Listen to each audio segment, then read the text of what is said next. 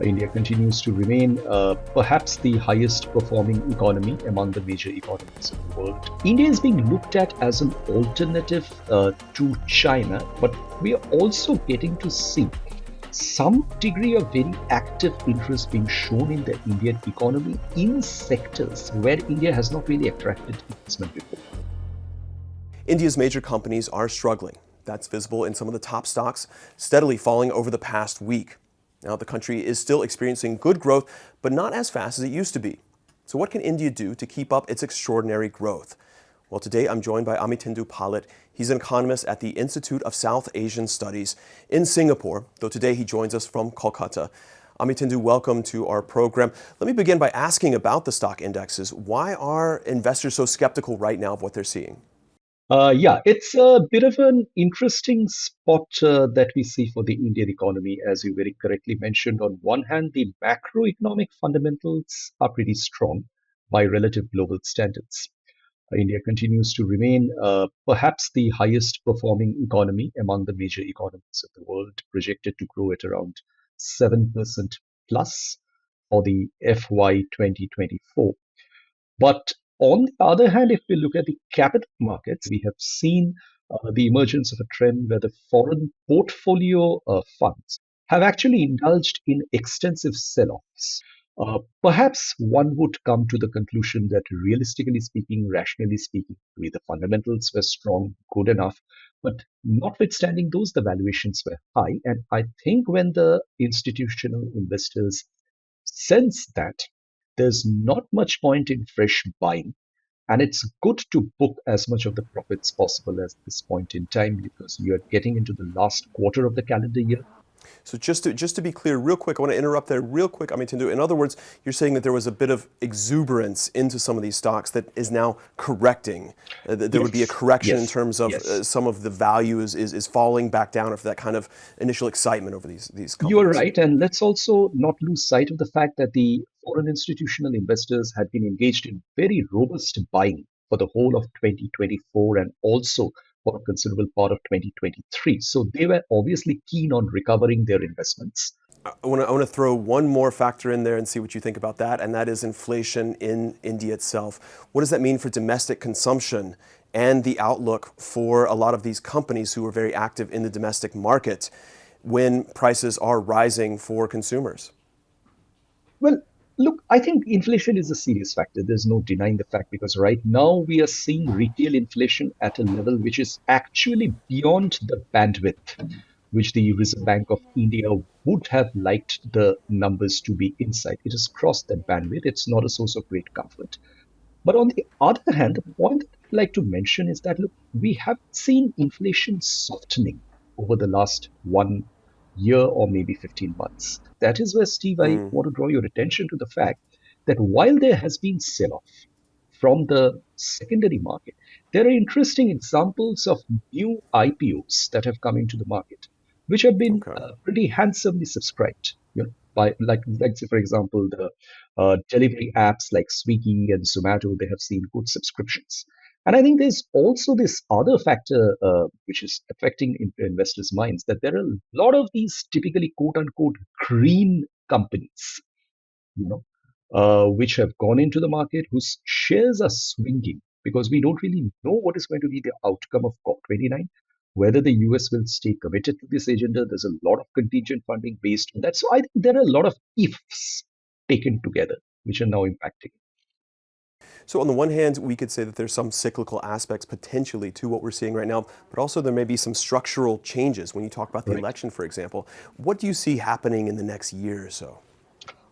Two things, Steve. I think one, of course, there is a slow realization of the fact that a Trump presidency might actually not be too bad for India. In fact, in some respect, it might actually give India certain respites in some respects, particularly with respect to the way it reacts with China, the way it reacts to neighborhood.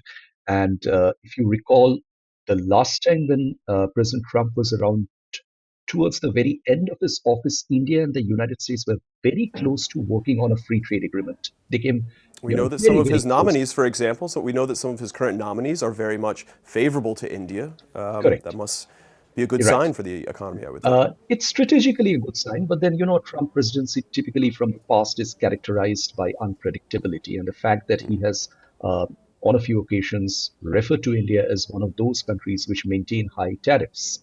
And India does run a fairly strong trade surplus with the United States. There are still some uncertainties, but I think it's beginning to come down to the fact that this is not a bad deal and it is possible to work out deals with the United States administration, which could provide some kind of degree of comfort. So that's one. But there is another factor which I think we need to consider. There are domestic elections going on in India. And one of those elections is actually happening today. It is in the very important state of Maharashtra. Maharashtra has Mumbai, which is the financial capital of India. And what happens in Maharashtra is definitely going to have an impact on the short to medium term political course of the country. Because while from political point of view, we do tend to take a look at the way the federal government or the national government is functioning. The reality is that there are states in India which are very important movers and shakers of the economy. And Maharashtra is typically one of those states, which has a very strong amount of wealth and investable surplus in it. So whosoever has the political capital and control of Maharashtra will necessarily be in a position to make an impact on the country's finances going ahead. So I think there is also some bit of uncertainty coming out from there. And then finally, the fact that we are still not out of the woods in the sense that we do have difficulties in the neighborhood around us. Bangladesh, for example, one country with whom India has had very stable political relationship over the last 10 to 12 years, is right now not in the best of conditions. Sri Lanka has had a new government, but the economy remains pretty much depressed. Pakistan is not going the right way. So India does have a difficult neighborhood, and all difficulties over Mhm. there tend to create their economic spillovers on the country. I want to come back to, you mentioned the states, of course, versus the federal policy as well in India and how important those states are. I want to come back to that in just a moment. But I want to ask, first of all, we've also seen that FDI, foreign direct investment in India, has fallen off a little bit more recently than than it was in past years. Is that a concern as you look at the need and the desire for India to continue growing its manufacturing base? Where do you assess those manufacturing efforts right now? Today, you're right, the flow is perhaps less than what it was before, but we are also getting to see some degree of very active interest being shown in the Indian economy in sectors where India has not really attracted investment before. Semiconductors, for example, is one area. The clean tech is another area. But here I sense there's a problem. The problem is that for a lot of investors, particularly from the G7 and the West, India is being looked at as an alternative to China in the sense that it is a very active part of the China plus one diversification strategy. But there are economies. Yeah, Just to clarify real quick, China plus one, meaning that companies should diversify their supply networks, have China as their, in many cases, typical or traditional supply network, but then have another alternative in case things go south with China, and India has often benefited from that. Please go ahead. that is exactly what I was trying to say. And in fact, the best example of that will be the diversification that was demonstrated by Apple, which has pulled out a significant amount of its production from China and with the iPhone 15 and iPhone 16s and the rest of the smartphone Apple product ecosystem being now pushed up from India. But I think what is likely to happen is that there is a tendency in these sectors and strategic industries to locate as much of the supply chain as possible within India and countries with whom there is a certain degree of political comfort. Now, that economically is not always an easy solution to have. Politically, it makes a lot of sense. But economically, you don't really always get that set of conditions within which there would be a cost benefit ratio which is favorable to the producers. I think what we are beginning to see is a slow growth of investment and a degree of comfort settling into semiconductors, into clean tech, and certain other areas, but it's going to take time. But on the other hand, what we are also beginning to see is that when you look at the upper end of supply chains in the knowledge incentive sectors, we have practically all major businesses of the world who have invested in what we typically call the global capability centers in India, which are more on the R&D design, innovative kind of space. Is it possible, another alternative here, someone could say that perhaps India has rested a little too much on companies' China plus one strategy without offering enough incentives for companies to come there in the first place? We know that India can often be difficult in terms of its tax policy, in terms of some of its protectionist rules.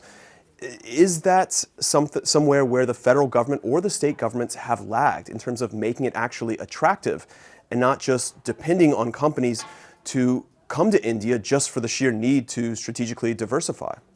I think that's a very important point that you raised, Steve, and I think there's still a lot of movement that India needs to make.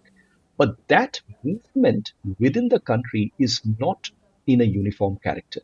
There are some parts of India which have done much better than other parts, and there are states like Gujarat, Maharashtra, Tamil Nadu, Karnataka, which typically have been the front running industrial states, and they continue to remain the front runners.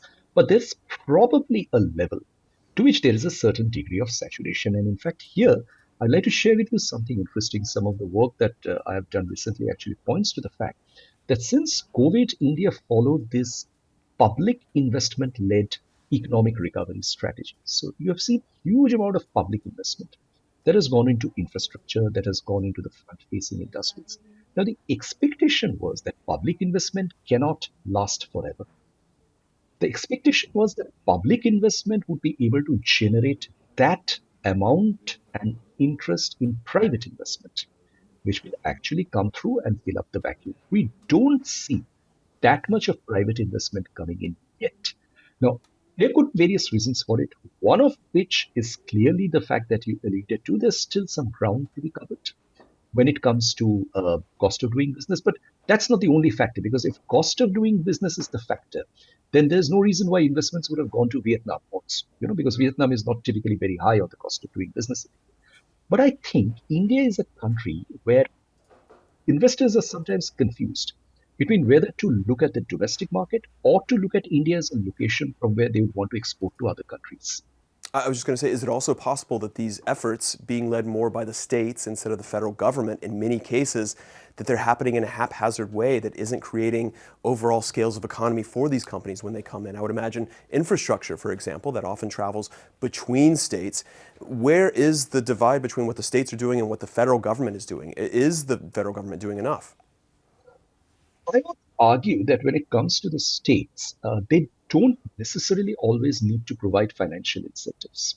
But what they need to do is to extend capacities in certain other respects. Like, for example, there's a serious problem that is now in India with respect to the availability of skills. There are many skills that are available, but unfortunately, these skills are not necessarily matching with the requirements of the industry. This serious skill mismatch is something which the states need to work on.